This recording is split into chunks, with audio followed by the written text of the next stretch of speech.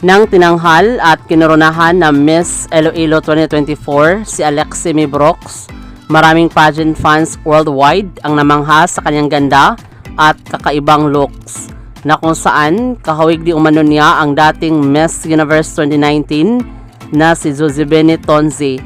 Maraming pageant fans worldwide na choice si Alexie Mibrox na posibleng manalo sa 2024 Miss Universe Philippines competition. Naniniwala din ang mga beauty queens na Pinay na malakas ang maging laban ni Alexie sa nasabing competition. Nagugustuhan din siya ng mga pageant fans sa iba't ibang sulok ng mundo dahil sa kanyang kakaibang looks at talino.